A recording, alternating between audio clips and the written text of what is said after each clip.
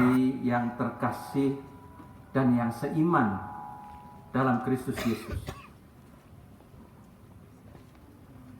Salah satu masalah yang melanda Gereja Katolik adalah masalah pewartaan firman. Tentu ada hal-hal lain yang membuat Gereja Katolik mengalami masa yang suram. Tetapi masalah pewartaan iman, dengan kata lain masalah pewartaan firman Allah, itu menjadi salah satu yang serius. Di banyak negara, banyak orang Katolik meninggalkan gereja, termasuk di Indonesia. Mereka seringkali mengatakan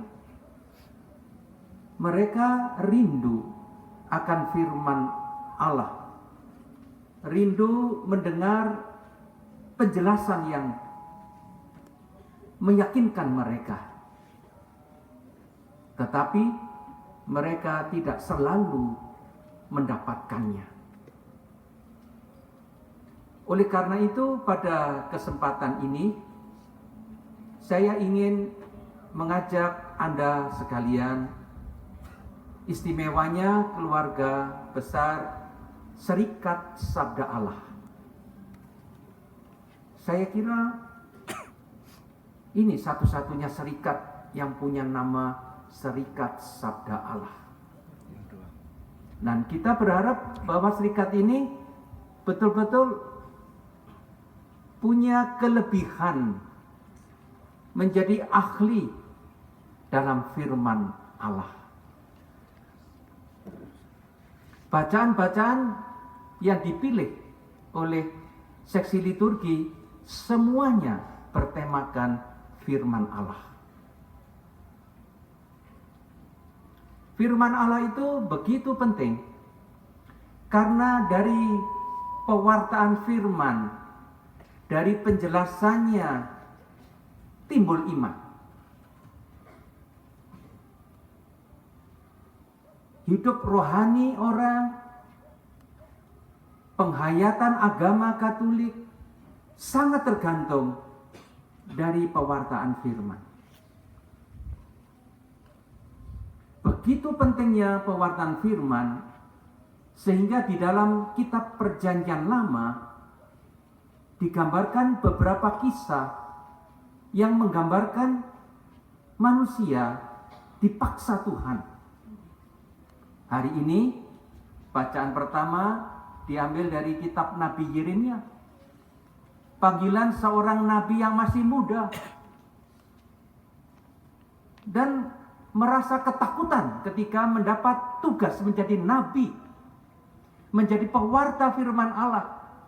Dan dia mengelak dengan mengatakan, "Jangan saya Tuhan, saya masih muda dan tidak pandai bicara."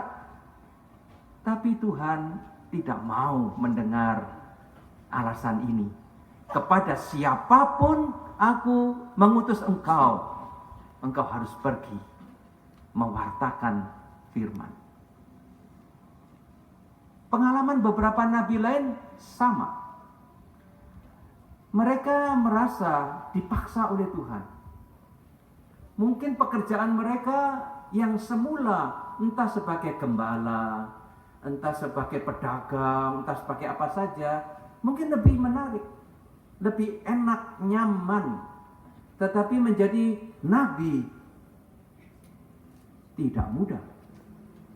Maka tidak mengherankan kalau mereka mengajukan keberatan-keberatan, termasuk Musa.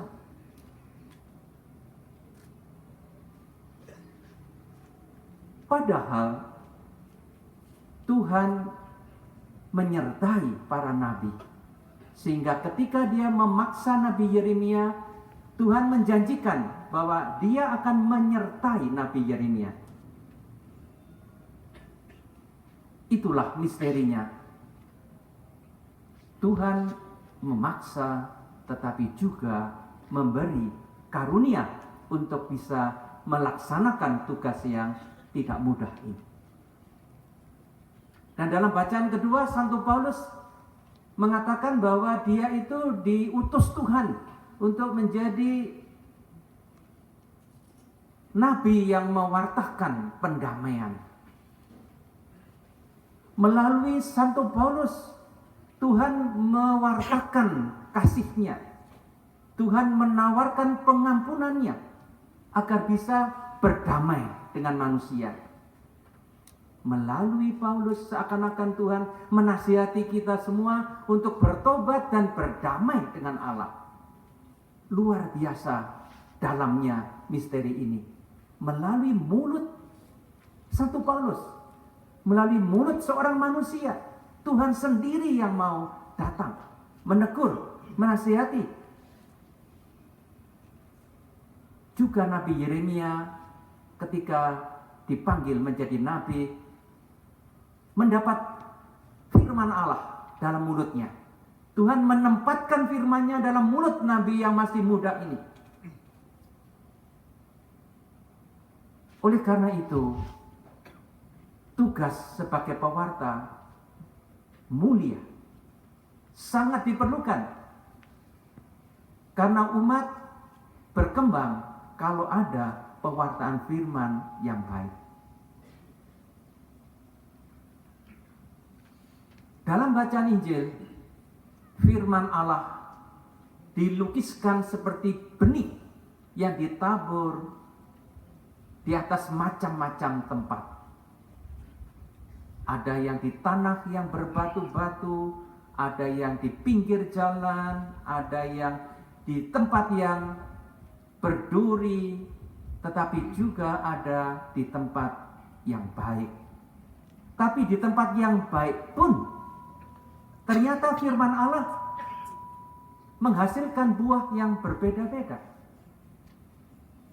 Ada yang 30, 60, 100, tergantung dari tanah yang menerimanya.